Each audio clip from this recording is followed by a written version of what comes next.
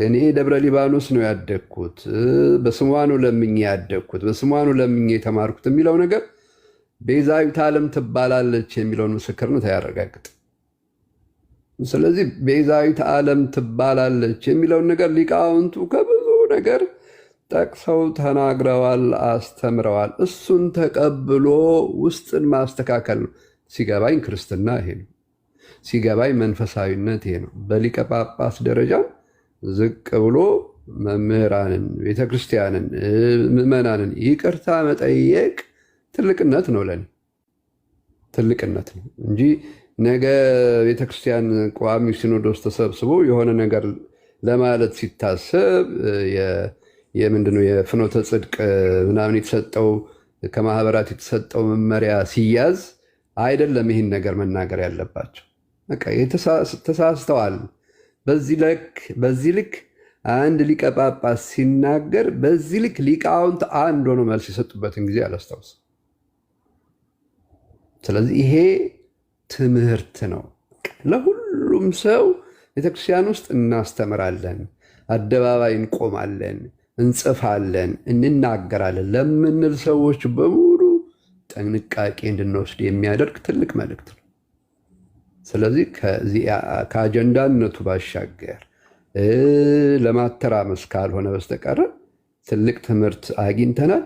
ግን አሁንም ቢሆን በጣም ጥንቃቄ ምዕመናን መውሰድ ያለብን ጉዳይ በዚህ የተነሳ ጉዳዩን ትዊስት አድርጎ ቀይሮ የዘር ጉዳይ ማድረግም አግባብ አይደለም።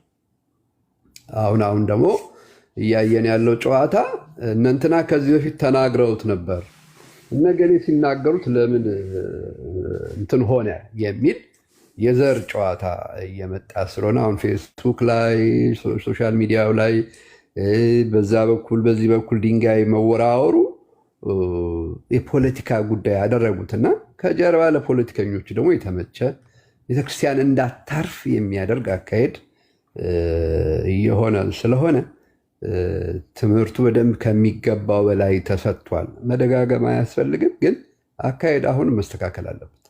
ነገ ከነገ ወዲያ እንዲህ አይነት ነገር ቢመጣ ምንድን ነው መሆን ያለበት የሚለው ነገር ላይ አበክረን አተኩረን እንድንሰራ ነው አደራ ማለት እንፈልገው። የሆነው ዶክተር አረጋ እግዚአብሔር ይስጥልኝ። እናመሰግናለን አባታችን። እንደው በጣም ኢንፋሲስ ለማድረግ የቤዛነትን እሳቸው አልተሳሳትኩም እንዳይሉ ማለት ነው። አንደኛ ንግግሩን የተናገሩት አትደንግጦ እመቤታችን ቤዛ አትባልም፣ ቤዛ ልጇ ብቻ ነው ብለዋል።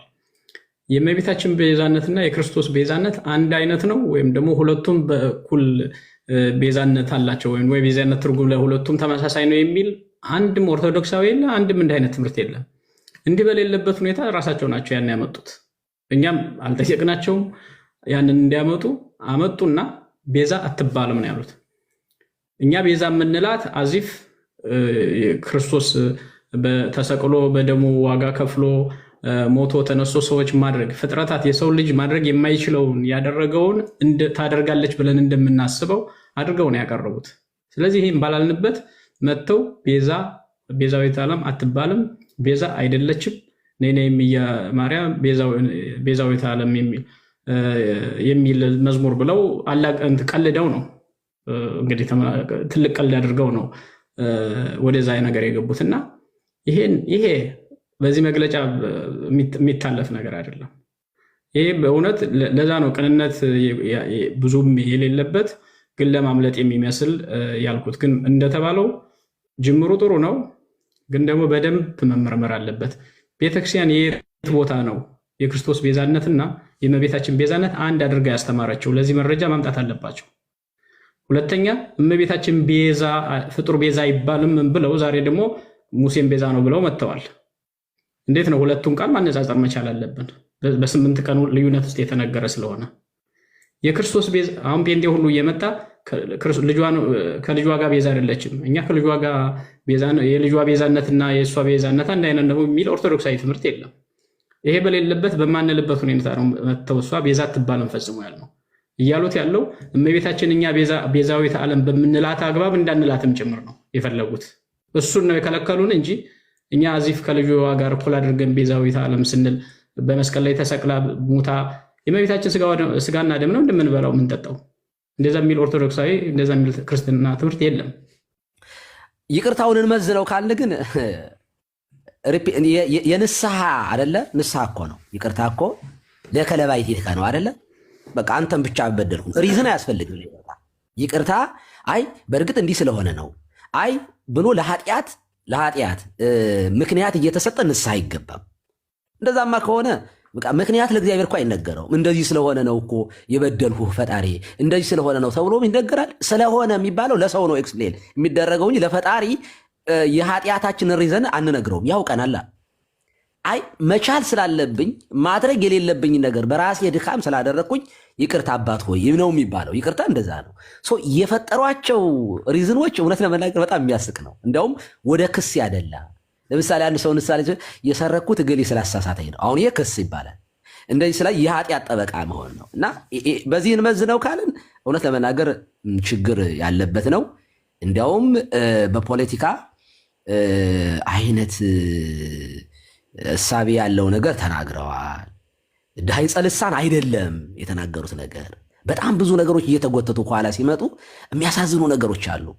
በጣም የሚያሳዝኑ። እስኪ ልብ አድርጉ። እኔ ልቤን የነካውን ነገር ቃል በቃል አንድ ቪዲዮ ላይ የሰማሁትን ነገር ላነበው እስኪ። ክርስቶስን ማዕከል ያደረጉ መዝሙሮች ናቸውና እንደዚህ ያሉትን መዝሙሮች መዘመር ለቤተ ክርስቲያን ትልቅ ትንሣኤ ነው ይላሉ። በሳቸው አይምሮ የፈረሰች ቤተክርስቲያን የወደቀች ቤተክርስቲያን ያለችው ለቤተ ክርስቲያን ትልቅ ትንሣኤ ነው። በተረፈ እናንተ አደራ የምላችሁ እግዚአብሔርን ስታመሰግኑ፣ ስታገለግሉ፣ ክርስቶስን ስትሰብኩ ኢየሱስ ክርስቶስ የኃጢአትና የሞት መድኃኒት ነው፣ ከሰማይ በታች ከምድር በላይ ከእርሱ ውጭ የመዳኛ መንገድ የለም ብላችሁ ስትዘምሩ ብዙ ችግር ሊያጋጥማችሁ ይችላል ይላል። ቲንክ አሁን ኢየሱስ ክርስቶስ ቤተክርስቲያን የምትለው ዘላለም ዓለም ስትለው የኖረችውን ነገር ይሄንን ስትል በጣም ብዙ ችግር ከማን ከቤተክርስቲያን አባቶች ከማን ከኦርቶዶክሳውያን ችግር ሊገጥማችሁ ነው። ስለዚህ እየተፈሩ ያሉት እነማን ናቸው? ኦርቶዶክሳውያን ናቸው። በሚያሳዝን ሁኔታ አሁን አስተሳሰባችን መቀየር አለብን አሉ። ቀጠሉና ልጆቻችን እየጠፉ ከቤተክርስቲያን የተገፉትን መመለስና መሰብሰብ አለብን። የተገፉትን ነው የሚሉት። ቤቱ ገፊ ነው አሉ። ቀጠሉና ቤቱ ገፊ ነው፣ ከዝሆን ጉልበት በላይ ከሀያ ፈረስ ጉልበት በላይ በከፋ ጉልበት አገልጋዮቹን የሚገፋ ነው ቤቱ። እኔ ሞኝ አይደለሁም። የታሰበ እኔ ይቅርታ አድርጉልኝና የፕሮቴስታንቶችን መጽሐፍ አንብቤያለሁ የተወሰነ። የትኛውን መጽሐፍ እንዳጠኑ የሮሜንና ዕብራውያንን ያጠኑበት ራሱ አጠናን የኛ ትርጓሜ አይደለም። ኦኬ እንተንትን ካልን ብዙ ችግር ያለበት ነው። የተጋቱት ውስጣቸው ላይ ያለ ነገር አለ። ኦኬ ይሄ እንዳለ ሆኖ ግን መተው ይቅርታ መጠየቃቸው የቤተ ክርስቲያን የበላይነት አሳይተዋል። ኦኬ ስለዚህ ይቅርታውን እንመዝነው ካል የይቅርታ ሽታ የለው። በቃ ማለት በእግዚአብሔር ቦታ ብንቀመጥ ይቀበለዋል። እንደዚህ ያለውን ሪዝን ክስ ያለበት እንዴ አንድ ነገር መታወቅ አለበት። በመሰረቱ በፖለቲካ ቤዛነት እየተሾሙ ቤዝኦን ሜሪትና ቅድስና እንደተሾሙ ሆነው የፈለጉትን እንዲያደርጉ መፍቀድ ተገቢ አይደለም። በነገራችን ላይ የቆየ ልምድ አለን በቤተ ክርስቲያን ውስጥ ጳጳሳት ፈላጭ ቆራጭ ሁሉን አዋቂ አይደሉም። ልምድ አለን። ከግብፅ ይመጡ የነበሩ ጳጳሳት ክህነት ከመስጠት በዘለለ ማህሌት ውስጥ ገብተው ሲፈተፍቱ አይተናል? አላየንም? ቅዳሴያችንን መጥተው ሲለውጡ አይተናል? ምክንያቱም የግብፅ ቅዳሴያ ስንት ናቸው? ማህሌታችን ይለወጥ ነበር፣ የግብፅ አይነት ይሆን ነበረ። ሊቃውንቱ ናቸው ቤተ ክርስቲያንን ዕውቀትን በተመለከተ የሚጠብቁት። ያንን ማስጠበቅ መቻል አለብን። ዶግማዊነት ቀኖናውን በተመለከተ እንደዚህ ያሉት ነገሮች ላይ ጳጳሳት ጥንቃቄ አድርገው የቅድስና ሕይወታቸውን አስጠብቀው የቤተ ክርስቲያንን መፈራት እንዲኖር አባትነት ምክር እንዲኖር መስራት እንጂ እኔ ጳጳስ ስለሆንኩኝ እንዴ ተው እንጂ እንዴት ይሆናል? የምናውቃቸው ጳጳሳት አሉ እኮ እንዴ በጣም እንደው በፍጹም በቃ ከዳዊትና ከውዳሴ ማርያም ያልዘለለ ያላችሁ እኮ አሉ። በጣም ይቅርታ አድርጉልን። ጳጳስ ስለሆንኩኝ እኔ እንደዚህ አድርጌ እንደፈለግኩ አስተምራለሁ የሚል ትርጓሜ የፈያታዊ ዘመን ታሪክ እኮ የሉቃስ ወንጌል ምዕራፍ 23 ላይ እኮ ታሪክ በሚለው ክፍል ላይ እንደሚታወቀው አባቶች ሊቃውንት አንድምታችን አንድምታ አለው፣ ሀተት አለው፣ ታሪክ አለው። እዚያው ላይ ሁሉ የተተረከ እኮ ነው። ሲናገሩ ስለ ፈያታዊ ዘየማን የሆነ ታምረ ኢየሱስ ብቻ አይደለም ያሉት፣ ትርጓሜያችን የተተረከበትን ጭምር ብዙ ነገር የሚያፈርስ ነገር ነው። ከዚህ አንጻር ስናየው እኔ የይቅርታ እንትን የለውም ምንም፣ ግን ማለታቸው ስላልተለመደ በኛ ቤት ያንን እንውሰድላችሁ። ሶስተኛ እኔ በጣም መናገር የምፈልገው ሊቃውንት ከመሸጥ ከመለወጥ ድነው ዶግማዊውንና ቀኖናዊውን ስልጣን መያዝ አለባቸው። ሊቃውንት በጣም መገፋት ያለውስ ሊቃውንት ጋር ነው። ምንፍቅናማ ምንፍቅና ነው፣ በራሱ ጊዜ ነው እየመነፈቀ የወጣው እንጂ ቤተክርስቲያን ገፍታ አይደለም። ሊቃውንት ላይ ግን አለ ጫና። ዛሬ ላይ ለውጥ እየመጣ ስለሆነ ያንን ማስቀጠል መቻል አለብን። ለምንድነው የሊቃውንት ፊት ለፊት መምጣት፣ የሊቃውንት ተሰሚነት መምጣት ጥቅሙ በነገራችን ላይ ሃይማኖቱን ማስጠበቅ ብቻ አይደለም፣ አዋቂዎች እንዲወለዱ ያደርጋል። ዕውቀት እንዲወለድ ያደርጋል። ሊቅነት እንዲወለድ ያደርጋል፣ እንዲመጣ ያደርጋል። እኔ አስፈላጊ ከሆነ በዚህ አጋጣሚ ሊቃውንት ጉባኤ በደንብ መስራት አለበት። ካልሰራ ግን የምሁራን ጉባኤ የሚባል ራሱ ማቋቋም ይቻላል። የምሁራን ጉባኤ ማቋቋም እኮ ይቻላል። ዶክተር ዋይኖት ዓለም አቀፍ የሆነ የምሁራን ጉባኤ አቋቁሞ ሊቃውንት ጉባኤ ስራውን በስነስርዓት እንዲሰራ አጋዥ መሆን ይችላል። ከጀርባ ሆኖ ብዙ ነገሮችን እያጠና ማቅረብ ይችላል። ቤዝድ ኦን ሜሪት የሆነ ነገር ከመጣ ሁሉም ለማወቅ ይጥራል።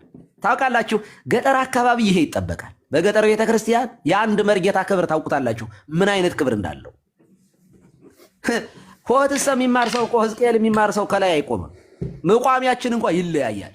ሰው ለማጥናት ለማወቅ ይጓጓል። አለበለዚያ ግን ዕውቀት የተረገጠ አላዋቂነት ቦታ የሚይዝ ከሆነ ዕውቀት እየሞተ ነው የሚሄደው። የመሃይሞች ስብስብ ነው የሚሆነው። አለመማሬ ጠቀመኝ የሚል ትውልድ እኮ ተነስቷል። ለምንድን ነው? ሊቃውንት ሲረገጡ ስለሚታዩ፣ አላዋቂዎች አዋቂ ሆነው ስለሚታዩ ነው። አይ ቲንክ እና ሊቃውንት በዚህ ደረጃ መምጣት አለባችሁ ነው። እኔ ወደፊት በመጨረሻ ማለት እንፈልገው ወደፊት ምን እናድርግ፣ ምን ተንግበር፣ ምንድነው አጀንዳ ማድረግ ያለብን የሚለው ነገር ላይ አንድ ነገር ብፁዕነታቸው የሰጡን ነገር አለ የተናገሯት በዚህ በይቅርታቸው ላይ ልክ ወደ ፖለቲካው ወደ መንደር ጠጋ ብለው የተናገሯት ነገር አለች ኢንቴንሽናሊ። ይሄ በቤተ ክርስቲያን ውስጥም በሀገርም ውስጥ ትልቁ ድካማችን ነው። ታውቃላችሁ ሊቃውንት በየመንደሩ በየሰፈሩ መሰባሰብ በጣም የጠበበ አይምሮ የሚቆጩን ነገሮች አሉ። በየአድባራቱ የምንሰባሰብባቸው መንደርተኝነት ሀገርንም ጎድቷል፣ ቤተ ክርስቲያንንም ይጎዳል። እዛ ሄደው ሊወሸቁ ሞክረዋል። እኔ እውነት ለመናገር ፍርሃቴም እሱ ነበረ። በቃ እኛ ተገፋን እንደዚህ በመሆን አንድ ናዝሬት ማን ነው ቤተ ክርስቲያን አባት ናቸው አሉ። የጻፉትን ፌስቡክ ላይ አንድ ሰው ልኮልኝ ባነብላችሁ ታዝናላችሁ። ይኸው ይህንን እገዛ የሰጡበት ነው። እኔው በጣም ይቅርታ አድርጉልኝና ላነበው፣ በጣም ይቅርታ አድርጉልኝ። ስለዚህ እኒህ ሊቀ ጳጳስ አንደኛ የመጡበትን ስለምናውቅ ተገፋን በሚል ሰበብ በየመንደሩ እየተወሸቁ የራሳቸውን ድካም የራሳቸውን እንትን በዚህ ለመሸፈን የሚሞክሩ ሰዎች ስላሉ ከዚያ የምንወጣበትን ነገር ብንሰራ በጣም ይሄ ጎጠኝነትና መንደርተኝነት መወገዝ አለበት። ቆሻሻ እንደሆነ እስከ መጸየፍ ድረስ ሰዎቹ በዚህ በኩል ሲመጡ እንዲያፍሩ፣ እንዲሸማቀቁ እንዲያደርጉ ድረስ እስከሚሆን ድረስ መስራት መቻል አለበት። አደገኛ የሆነ ነገር እየፈጠረብን ነው። ታውቃላችሁ፣ ቅድም አንድ አባትም ጠቅሰውታል። መቼም ቄስና አንድ ዲያቆን ወይም ምዕመን ቤተክርስቲያንን አልከፈለም። በቤተክርስቲያን ታሪክ ይኸው ሲኖዶስ እያለ ነው እየተከፈለ ችግር እየፈጠረብን ያለ እና ምንድን ነው ያሉ እኒህ አባት በደንብ ስሙኝ። ቀላል አይደለም። አግዘው ነው የጻፉት። ስማቸውን መጥቀሱ ይቅርብኝ፣ ምናልባት እንደው አስፈላጊ ከሆነ ግን እጠቅሳቸዋለሁ። እንዲህ ይላል። የኢትዮጵያ ታሪክ በአብዛኛው አሉ የአንድ ማህበረሰብ ታሪክ እንጂ አጠቃላይ የኢትዮጵያ ሕዝብ ታሪክ ነው ለማለት አያስደፍርም። ኢትዮጵያ ያለ አጠቃላይ ሕዝቦቿ ተሳትፎ ለረጅም ዓመታት በአንድ ማህበረሰብ አገዛዝ ባህልና ስነ ልቦና ስር ሆና ስትገዛ የኖረች አገር በመሆኗ እንደ አገር ሁሉንም ኢትዮጵያውያን ያማከለ ማንነትን አላዳበረችም። ለዚህም ይመስለኛል ኢትዮጵያ ውስጥ አኩራፊዎች የበዙት። በሃይማኖቱም ረገድ ቢሆን ተመሳሳይ ነው። ሃይማኖትም ቢሆን በአንድ ማህበረሰብ የስነ ልቦና የበላይነት የተቃኘ ነው። ድርሳናቱና ገድላቱ ሳይቀር የአንድ ማህበረሰብ ባህልና አኗኗር መሰረት አድርገው የተጻፉ ናቸው። በአሁኑ ሰዓት በፖለቲካው ዘርፍ የሁሉም ኢትዮጵያውያን ድምፅ ቦታ እያገኘን ሲሆን፣ በሃይማኖቱ በኩል ግን ቅኝ ገዥነቱ የበለጠ ተጠናክሮ እየቀጠለ ይታያል። ጉዳዩ በፕላን ኤ እና በፕላን ቢ እንዲመራ ተደርጎ የተቃኘ ይመስላል። ፕላን ኤ የፖለቲካው ሲሆን እርሱ አሁን ከሽፏል። ፕላን ቢ የሃይማኖቱ ሲሆን አሁን በፕላን ቢ በኩል ራሱን ለማክረም እየተጋጋጠ ይገኛል። በተለይ ከኦሮሚያ በሚወከሉ የሃይማኖት አባቶች ላይ ውስጡን ከፍተኛ ደባና ተንኮል ሲፈጸም ይስተዋላል። ከዚህ የአዙሪት መንገድ ነፃ ለመውጣት ፍቱን መድኃኒቱ ሁሉም ማህበረሰብ በራሱ ቋንቋና በራሱ ባህል የራሱን ታሪክ በራሱ ምሁራን መጻፍ ይጠበቅበታል።